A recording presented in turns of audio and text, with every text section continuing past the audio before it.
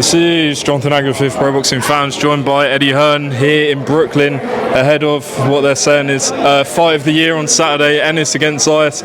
Doesn't get much bigger than this, does it? No, I couldn't be more excited. I mean, this is, like you said, I think this is the fight of the year. You know, you got two elite guys, 23 years old, 28 years of age, both undefeated, in their absolute prime for the Unified World Championship. It's everything that we dream of as fight fans, and you know, for our guy Jaron "Boots" Ennis, it's a chance to show the world how great he is, and I believe he's unbelievably great. And I think you're going to see a performance on Saturday night that is just going to make the hairs on the back of your neck stand up and say, this is the next big star of boxing. The critics say that he doesn't do well against boxers. If he dismantles Zayas and knocks him out, where does that put him on the pound for pound list? I mean, he enters the chat, right? And I think that, see, the problem is, people always say to me, do you think Boots is a pound for pound fighter? No doubt, right? In my opinion, Boots is a top 3 pound for pound fighter now. But without the resume, you can't be on the list. And he doesn't have the resume. Now, he beats Stanionis, who is the #1 welterweight, become lineal champ unified. If he beats Zayas on Saturday, he enters the pound for pound list. Down the bottom. But then you got to beat the guys. You got to beat Ortiz. You got to beat Fundora. You got to fight Josh Kelly. You got to go through all those champions, which he'll do because he's got so much to give in the sport. But I respect Xander. I think he's a phenomenal fighter. And like, listen, if Xander was to win, I'll bow down to him in the ring on Saturday night. And I'll say you're the new king of boxing, because what he's choosing to do is unbelievable. And Saturday's going to be amazing. Honestly, it's going to be electric. Are you hearing the reports that Chris Algieri's saying that he's damaging sparring partners? Who is? Boots. Boots is damaging sparring partners, breaking ribs. He damages sparring partners all the time. He's a fucking savage. He's an absolute. You know, Jonathan, the thing is, right, in boxing, Boots and Bam are very similar. They both have unbelievable IQ, right? Tremendous footwork, great defensive skills when they want it, right? But they also come to seek and destroy. See, Boots is one of the most exciting fighters on the planet because he comes to knock your head off. You've got other guys. Some guys are like great technicians, great IQ, not very aggressive. This guy, crazy aggressive, terrible IQ. Do you know what I mean? This is the total package. So, you know, yes, he's damaging sparring partners, and you'll see. I've never seen a guy so excited to fight and perform. This is what, 58-0 on Saturday. Dana White's been saying that he expected more from you guys. Is this one of those fights where it's kind of a message to him? So I just had Bam last week. I've just sold 80,000 for Katie Taylor at Croke Park. We've got AJ against Prenger, the return, plus the Fury fight. You've got maybe Bam against Inoue. You've got Bivol probably against Beterbiev or Benavides. You've got Dalton Smith against Puello. I mean, like, we can't do any more. Our body of work is quite impressive. But look, I don't, like I said, the Dana stuff is just brilliant for me and brilliant for us, and long may it continue, that running war. I know Turkey wants to make peace. I don't want peace. I want war. Because it really, I've been around a long time. You know I live for this shit. I was sad in a way that when me and Frank made friends, I'm pleased we have now because I like those lot. But for 15 years we were going at it. This has been 6 months with Dana. Let's see how Dana feels after 15 years of battle. Because I've got all of that left in me. Don't worry about that.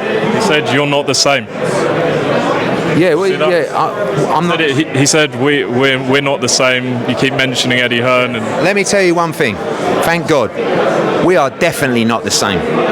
Me and Dana White are very, very different on many different levels. I respect him though, because he's a competitor. And one thing I'll say is, people say to me, "Oh, what do you think about the White House show? Was the card, mate? That was unbelievable, unbelievable."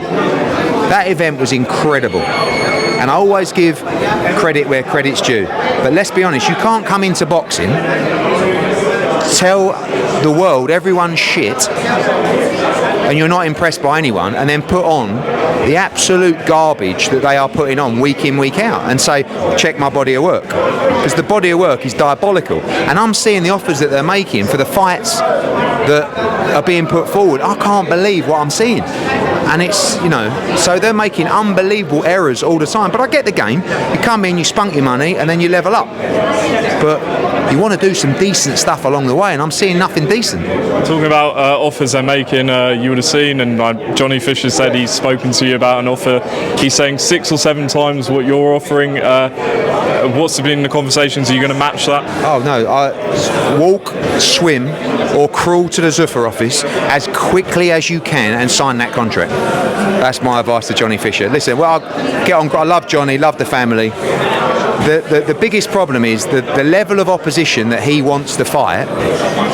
My offer was less than a sixth of what they offered, because no one wants to watch that kind of fight, and no one wants to buy a ticket for that kind of fight. So it has a value, right?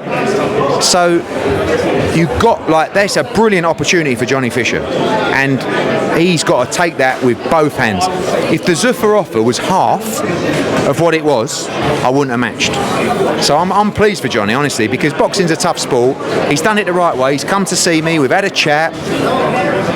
Where he wanted to go was different to what I wanted to do with him, and if he can make that kind of money for those kind of fights, hurry up, drive down there now and sign that contract, and we wish him all the best. Is it definitely a one-fight deal? This is what they do to try and be clever, and it doesn't matter. 1 fight, 10 fights, take the deal, because you know, who knows when it ends. It's not like it's a Jaron Ennis where we're planning this, or Bam that we matched, where it's like you're planning this 5-year deal at championship fights. It can all be over in 1 fight. So yeah, he's got to do what's best for him, and like I said, we would never pay anywhere near that kind of money for those kind of. When they announce the opponent, you'll see why I didn't match. But I wish him all the best. Great guy, great family, and good luck to him. Is there an argument though that you're losing UK headliners, Fisher, Conor Benn? It's not a headline. Or at least ticket sales? No, it's not ticket sales. When you see the fights that he wants, you will understand. I can't sell tickets for those fights. I can't headline. And the money that he's now, I would pay him a lot more money than the offer if he was actually in a real fight. But he doesn't want a real fight because he's coming back with Tony. He nearly got stopped in the last fight, so he just wants to have some easy fights, and that's great for him. If he can get that deal, good luck to him. And you know, we wasn't planning on headlining Johnny Fisher this year, and I can't headline him unless he's in a real fight, and that's not what he wants. Okay, just 2 more. AJ Fury, is Vegas the front runner for the location? No, I mean, you know, right now we have a contract. I'm getting bored of saying this now, but there's a lot of things within the contract that we can't change. One is the promotional stuff, which we always talk about, and secondly is the venue. The fight must take place in the UK. Now, also understand that Turki Al-Sheikh is paying the bill, and Turki Al-Sheikh is our friend, and if he wants to change the contract, we can sit down and renegotiate the deal. So the only way that fight happens outside of the UK is if we agree to it. What performance are you expecting from Ben Whittaker on Saturday? I want a performance that makes everyone here in America go wow, because I think this kid's a superstar, and you'll see that on Saturday night. It's a big moment for him on a huge night of boxing. Lastly, did you see Keith's latest comments to IFL, Keith Connolly? He said that he did show loyalty by offering a place on the team, offering money. He said no fighters would ever do that for a promote their league. The line on the offer said, we will pay you 250 grand, and in return you will not say anything negative about Conor Benn or the team. Go fuck yourself.